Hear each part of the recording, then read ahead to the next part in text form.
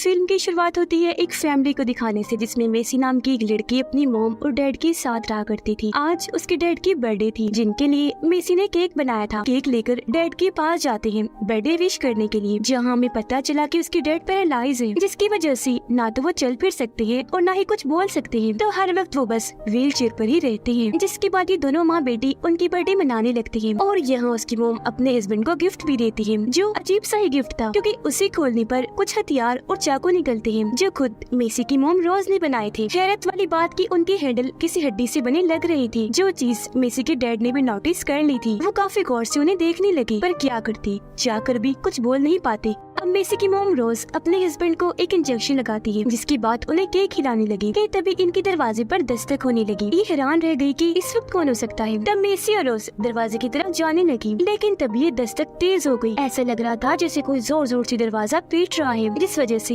ये काफी घबरा जाती है। दस्तक बंद हुई तो अब बाहर से इन्हें मदद की आवाजें आने लगी। रोज सुराग से चेक करती है तो वहाँ एक लड़का खड़ा था, जो अभी भी हेल्प हेल्प मदद के लिए आवाजें लगा रहा था। वो लड़का कह रहा था कि मेरा भाई बहुत जख्मी है, तो प्लीज हमारी मदद कर दीजिए ना। अब पहले तो रोज को अजीब लगा, इसीलिए वो मदद करने से इनकार कर देती है, पर वो लड़का बार बार कह रहा था मिन्नतों पर उतर आया, इसलिए रोज मान जाती है और उन दोनों को घर के अंदर ले आई। और वो लड़का अपने जख्मी भाई को घर के अंदर ले आता है, जिसके पेट में एक रॉड घुसा हुआ था। दोनों ही काफी घबराए हुए थे। वो लड़का बताता है कि हम काफी दूर से सफर करते आ रहे थे, पर रास्ते में अंधेरा होने की वजह से हमारा एक्सीडेंट हो गया और ये रोड पता नहीं कैसे मेरे भाई के अंदर घुस गया। मैं छोटा भाई हूँ और मेरा ये जख्मी भाई बड़ा है, इसका नाम जैक है। अब जैक की ऐसी हालत देखकर रोज उसकी मदद करने का फौरन फैसला करती है। वो उसके भाई की मदद से जैक को एक जगह पर लिटाकर पहले उसका रॉड निकालती है, फिर उसके जख्म पर टांके लगाती है। रोज कोई नर्स नहीं थी, लेकिन फिर भी टांके उसने इतनी सफाई से लगाए थे कि उसे देखने से लग रहा था जैसे वो ये काम सालों से करती आ रही है। फिर थोड़ी देर के बाद रोज जैक के भाई को खाना वगैरह देकर उससे बातें करने लगी। कुछ सवाल पूछती है कि तुम लोग कहाँ से आ रहे थे और जा कहाँ रहे थे और किस काम के सिलसिले में, जिसका जवाब वो देता तो है लेकिन बहुत रुक रुक कर। तो रोज को समझ लग जाती है कि ये मुझसे झूठ बोल रहा है, पर आगे वो उससे कोई बात करती यहाँ जैक आ जाता है, जिसे होश आ गई थी और अब वो काफी बेहतर महसूस कर रहा था। वो रोज को कहता है कि तुम्हारा बहुत शुक्रिया, ऐन मौके पर मेरा इलाज करके तुमने मेरी जान बचा ली। रोज का कहना था कि कोई बात नहीं, तुम बहुत जख्मी थी, तुम उससे देखा नहीं गया। वो जैक से कहती है कि तुम्हारे भाई को क्या बोलना नहीं आता। मैंने इससे ये सवाल की तो ये बहुत अटक अटक की रुक रुक के बोल रहा था, जिस पर जैक कहता है कि वो क्या है, ये बहुत मासूम सीधा साधा है, इसका दिमाग अभी तक बच्चों वाला है, तभी ये ऐसा है और मैं भी इसके साथ ऐसे पेश आता हूँ जैसे ये छोटा बच्चा है। अब खाना वगैरह खाने के बाद दोनों भाई आराम करने के लिए चले जाते हैं और उनकी बातों से हमें ये अंदाजा हो गया कि दोनों असल में चोर हैं। वो पैसे चुरा कर भाग ही रही थी कि तभी उनका एक्सीडेंट हो गया। अब ऐसे उनकी गाड़ी वहाँ पर फंस गई, तो ये पकड़ी भी जा सकती थी, इसीलिए गाड़ी को वहीं छोड़कर ये निकल आए। तो इनका पैसों से भरा हुआ बैग तो गाड़ी में ही रह गया था, जो उन्हें जल्द से जल्द लाना होगा। अब जैक चाहता था कि मैं गाड़ी के पास जाकर उस बैग को ले आऊं। जहाँ एक्सीडेंट हुआ था वो जगह काफी दूर थी और इन्हें अब रोज की गाड़ी भी चाहिए थी, इसलिए दोनों भाई प्लान बनाते हैं। प्लान के मुताबिक जैक का भाई कंट्रोल से बाहर हो गया। तब जैक उसे संभाल रहा होता है। रोज पूछती है क्या बात है, ये ऐसे क्यों कर रहा है। जैक जवाब देते है वो दरअसल इसकी पसंदीदा कॉपी तो गाड़ी में ही रह गई है, उसे लाने की जिद कर रहा है ये। तो मैं सोच रहा हूँ कि वो कॉपी ले यहाँ तक ये शांत हो जाए, मुझे आपकी गाड़ी लेकर अपनी गाड़ी तक जाना होगा। अब यहाँ रोज उसके भाई को समझाती है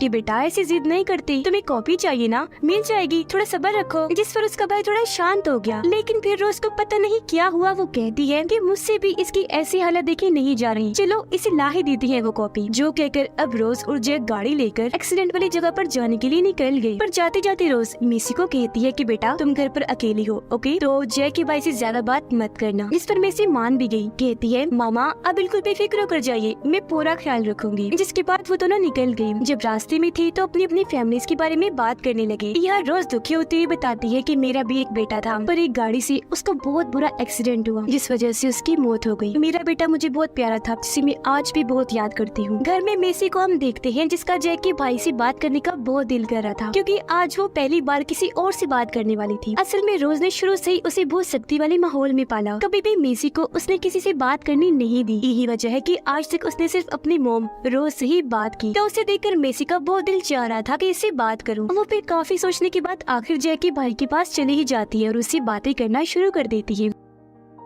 उधर जैक और रोज एक्सीडेंट वाली जगह पर पहुंच गए, जहां आते ही सबसे पहले जैक पैसों वाला बैग लेता है और चुपके से वापस रोज की गाड़ी की तरफ निकल दिया। पर इस दौरान हम गाड़ी में किसी की लाश को देखते हैं, जिसके बारे में जैक को पता था, इसीलिए वो वापस आकर लाश को छुपाने की कोशिश कर रहा था। पर रोज ने ये चीज देख ली थी, इसलिए जब भी दोनों गाड़ी में आकर बैठे तो इस बारे में रोज ने सवाल किया कि वो लाश किसकी है, किसी मारा है तुमने, ये सब क्या है। जिस पर जैक को गुस्सा आ गया, वो फौरन गन निकाल कर रोज पर तान देता है। कहने लगा कि चुप करके बैठी रहो, ज्यादा सवाल करके मेरा दिमाग न पकाओ। और क्योंकि गाड़ी वही चला रही थी तो गन पॉइंट पर जैक उससे कहता है कि सामने जो पब्लिक टेलीफोन नजर आ रहा है ना, वहाँ लेकर चलो। तो वो ऐसे ही करती है। वहाँ आने पर जैक अपनी बॉस को कॉल करता है। वो सब पैसों वाले बैग और अपने बेटे के बारे में पूछता है। तो यहाँ हमें समझ लगती है कि गाड़ी में जिसकी लाश थी वो असल में बॉस का बेटा था, पर उसकी तो मौत हो गई थी। और यहाँ जैक बॉस से झूठ बोल देता है कि आपका बेटा हमारे साथ ही है, बिल्कुल सही सलामत, और आप आ जाए बेशक पैसों वाला बैग लेने के लिए। घर पर मेसी और जैक का भाई रेडियो सुन रहे थे, तभी खबर चल जाती है जिसमें बताया जा रहा था कि दो भाई चोरी करके फरार हो गए हैं, और ये दो भाई और कोई नहीं बल्कि जैक और उसका भाई ही थे। इसलिए वो गुस्से में रेडियो तोड़ देता है और कहता है कि ऐसा कुछ नहीं है। और तभी यहाँ जैक और रोज भी वापिस आ गई। पर यहाँ रोज कुछ नहीं बताती, क्योंकि जैक ने उसे पहले ही मुंह बंद रखने को कह दिया था। अब थोड़ी देर में यहाँ एक पुलिस ऑफिसर आया, जो भी असल में जैक और उसके भाई की तलाश में आया था। पर यहाँ भी रोज उनके बारे में छुपाती है और ऐसे करके दिखाती है जैसे उसकी फैमिली के अलावा घर पर और कोई हो ही ना। बाहर बारिश हो रही थी तो पुलिस वाला उससे एक कप कॉफी मांगता है। वो कॉफी बनाने चली गई, तब तक वो घर की तस्वीरों को चेक करने लगता है, जिससे ऑफिसर को यहाँ अब एक दूसरे केस की याद आ जाती है, जिसमें एक औरत अचानक ही गायब हो गई। पर औरत की फैमिली को कुछ नहीं हुआ, वो अभी भी जिंदा है। और हैरत वाली बात, वो फैमिली और कोई नहीं बल्कि रोज की फैमिली थी, यानी कि उसका हस्बैंड और बेटी मेसी। पर रोज फैमिली की वो औरत नहीं थी जो गायब हुई थी, जिससे ऑफिसर समझ जाता है कि रोज तो कोई और ही है जो इस फैमिली की औरत बन के यहाँ रह रही है। इससे पहले वो कुछ करता, अचानक जैक बाहर निकल कर आ जाता है। वो ऑफिसर को शूट करने ही वाला था कि वो ठीक वक्त पर उसे पकड़कर रोक देता है और ऐसे दोनों के बीच हाथापाई होने लगी। ऑफिसर उस पर भारी पड़ने लगा और दीवार के साथ उसे मार मार कर बेहोश कर देता है। पर तभी यहाँ गन लेकर रोज आ गई, ऑफिसर को शूट करके मार देती है। इस बीच हमने नोटिस किया कि उसके हस्बैंड अब बेहतर हो रहे हैं, यानी कि वो बोलने की कोशिश कर रहे थे। पर ये चीज रोज ने देख ली थी। वो जल्दी से इंजेक्शन लेकर अपने हस्बैंड के पास आई और फौरन उन्हें लगा देती है, जिससे वो दोबारा बेहोश होने वाले हो जाते हैं। अब इस सारी सूरत हाल से हम समझ पाए कि रोज कोई आम औरत नहीं है, बल्कि उसकी जिंदगी के भी गहरे राज हैं जो वो ऐसी है। अब ये देखकर मेसी काफी डर गई, जिसके बाद रोज आकर उसे गले से लगाकर शांत करती है। रोज फिर अपनी बातों में मेसी को उलझाकर उसे मना लेती है और ये दोनों माँ बेटी उस ऑफिसर की लाश को जंगल में ठिकाने लगाने चाहती है। रोज ऑफिसर की लाश को वहाँ इस तरह रखती है ताकि सबको लगे कि किसी मुजरिम ने ऑफिसर पर गोली चलाई और इसमें उसकी मौत हो गई।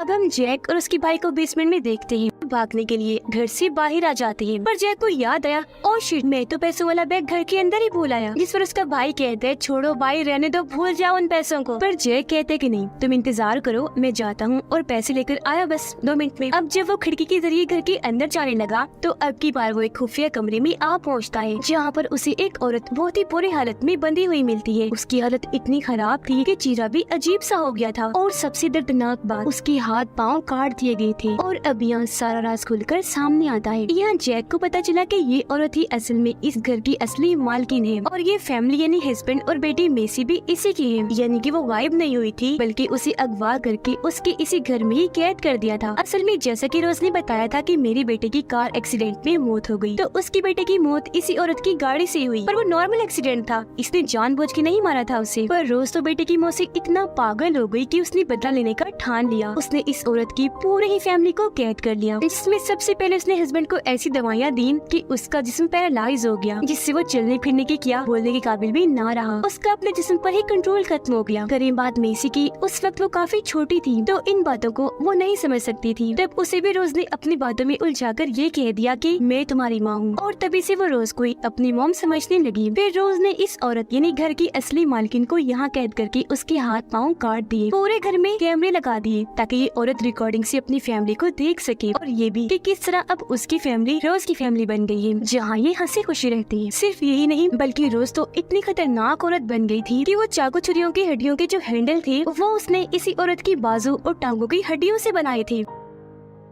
अब ये सब देखकर जैक काफी जज्बाती और दुखी हो गया। उसे इस औरत पर तरस आ रहा था, इसीलिए वो इसकी मदद करने का फैसला करता है। वो ये बात औरत से भी कहता है, जिस पर वो कहने लगी, नहीं बेटा तुम ऐसा करो, मुझे खत्म ही कर दो प्लीज, मुझे इस दर्द से आजाद कर दो, मैं नहीं सह सकती। और वैसे भी अब मेरी जिंदा रहने का कोई मकसद भी नहीं बचा और ना ही मैं रोज की और जुल्म बर्दाश्त कर सकती हूँ। जिस पर जैक ना चाहते हुए भी उसकी बात मान लेता है और दिल पे पत्थर रख के उसे खत्म कर देता है, क्योंकि इस वक्त दरअसल वो भी अपनी मॉम को याद कर रहा था। फिर वो पैसों वाला बैग भी लेता है और जैसे वहाँ से जाने लगा, यहाँ पर मेसी आ जाती है। इसे जल्दी से जैक पकड़ लेता है और फौरन दूसरे कमरे में ले गया, जहाँ वो उसे उसकी असली मॉम के बारे में बताता है कि तुम्हारी असली माँ कोई और थी, ये रोज नहीं है। सबूत के तौर पर वो उसे उसकी माँ की तस्वीर भी दिखाता है, जो देखकर अब मेसी को भी यकीन हो गया। वो काफी दुखी हो गई, कहती है कि हाँ मुझे भी कभी कभी ऐसा लगता था, क्योंकि कोई भी माँ इतनी अजीब नहीं होती जितनी रोज है, अपने अलावा किसी और से बात नहीं करने दिया करती थी। तो अब यहाँ जैक ये फैसला करता है कि मैं अपने साथ साथ मेसी और इसके डैड की भी रोज से जान छुड़वाऊंगा। वो मेसी को कहता है कि तुम अपने डैड को लेकर गाड़ी में जाकर बैठ जाओ, मैं बस अपने भाई को लेकर आ रहा हूँ। जिसके बाद वो अपने भाई को ढूंढने लगा, पर उसे पता चला कि मेरा भाई तो यहाँ है ही नहीं, जिससे वो काफी परेशान हो गया। उसका भाई तो असल में रोज के साथ था, क्योंकि इस सब के दौरान रोज उसे अपने साथ ले गई थी और उसके भोलेपन का फायदा उठाकर वो उसे भी अपनी बातों में फंसाने लगी। ये कह देती है कि तुम मेरे बेटे जैसे हो और आज से मैं ही तुम्हारी माँ हूँ। अब यहाँ जैक का भाई, जिसे बचपन से माँ का प्यार नहीं मिला, आज उसे रोज के अंदर अपनी माँ नजर आ रही थी। वो उसकी बातों में आ जाता है और ऐसा ही रोज के साथ था, वो उसमें अपने बेटे को देख पा रही थी। अब जैक वापस घर में आया अपने भाई को लेने के लिए, पर पहले ही रोज उस पर गोली चला देती है, जिससे वो काफी जख्मी हो गया। ठीक इसी वक्त मेसी यहाँ पर आई और उसे सहारा देकर बाहर ले जाती है कि तभी यहाँ उनका बॉस भी आ गया, जो जैक से पूछता है कि यहाँ पर क्या चल रहा है और मेरा बेटा और पैसे कहाँ हैं। तो अब यहाँ जैक रोज को बसाने के लिए अपने बॉस को ये कह देता है कि इस औरत के पास ही आपका बेटा भी है और पैसे भी। पर उसके बॉस को पता था कि ये झूठ बोल रहा है, क्योंकि उसने आते हुए इनकी गाड़ी देख ली थी, जिसके अंदर उसके बेटे की लाश थी। इसीलिए वो यहाँ जैक पर बरसता है, उसे काफी मारता भी है, कहने लगा कि तुम्हारी वजह से मेरे बेटे की मौत हो गई है और अब देखना मैं तुम्हारे भाई को भी नहीं छोड़ूंगा, उसे भी मरना होगा। अब बॉस जैक को पकड़ के आगे बढ़ा, जहाँ सामने से रोज आ रही थी। बॉस उस पर गन तान देता है कि जैक की भाई को मेरे हवाले कर दो। अब रोज अपना बेटा समझ रही थी, वो भी उस पर गन तान देती है और उसे जैक का भाई देने से मना कर देती है। अब इससे पहले कि बॉस आगे बढ़ता, रोज उस पर शूट करके उसकी जान ही ले लेती है। अब यहाँ बॉस का साथी भी उसके साथ आया था, जो गन उठाकर रोज के पीछे आके खड़ा हो जाता है। वो शूट करने ही वाला था कि तभी पीछे से जैक का भाई आकर वो उसके साथी पर ही चाकू से वार कर देता है, जिससे उसकी तो मौत हो गई। पर यहाँ हमने देखा कि अब वो भी रोज को अपनी माँ समझ रहा है और ये दोनों ही माँ और बेटे का रिश्ता निभा रहे हैं। मेसी अपने डैड को लेकर यहाँ से निकल जाती है और जैक पीछे ही छूट गया, वो उसे लेकर नहीं गई। अब हम कुछ दिन के बाद का वक्त देखते हैं, जहाँ पर मेसी अपने डैड का इलाज करवा रही थी और वो भी अब ठीक हो रही थी। पुलिस भी अब रोज की तलाश कर रही है, क्योंकि पुलिस को उसकी सच्चाई पता चल गई है कि वो कितनी खतरनाक औरत है। उसने इतने सारे लोगों के साथ साथ उनके एक ऑफिसर को भी खत्म कर दिया था। और अब हमें रोज दिखाई जाती है, जो अब जैक की भाई के साथ सबसे दूर रह रही थी और वो उसकी वैसी देखभाल कर रही थी जैसे एक मॉम करती है, और वो भी उसके साथ हंसी खुशी रह रहा था। उसने अपने भाई जैक को भी बुला दिया था। पर अब हम बहुत ही दर्दनाक सीन देखते हैं, जब रोज कैमरा की तरफ देखती है, उसके चेहरे पर शैतानी मुस्कुराहट थी, यानी कि उसने यहाँ भी कैमरे लगाए हुए थे और इस बार कैमरा की उस तरफ और कोई नहीं बल्कि जैक था, जिसके साथ भी रोज ने वैसे किया था जैसा मेसी की असली मॉम के साथ किया, यानी कि जैक के हाथ पाँव भी काट कर उसे एक जगह पर बैठा दिया था। वो भी बस कैमरा के जरिए अपने भाई को देख सकता था और अब उसकी जिंदगी भी किसी अजाब जुल्म से कम नहीं रह गई थी। रोज उसे भी ये दिखाना चाह रही थी कि अब तुम्हारा भाई मेरा हो गया है, यानी मेरा बेटा बन गया है। यहाँ जैक काफी दुखी हो गया, क्योंकि उसे अफसोस था कि शायद ये मुझे मेरे गुनाहों की सजा मिल रही है, जो आज मैं इस हालत में हूँ। वो भी अपने लिए मौत मांग रहा था और उसके दर्द को दिखाते हुए ही ये फिल्म इधर ही खत्म हो जाती है।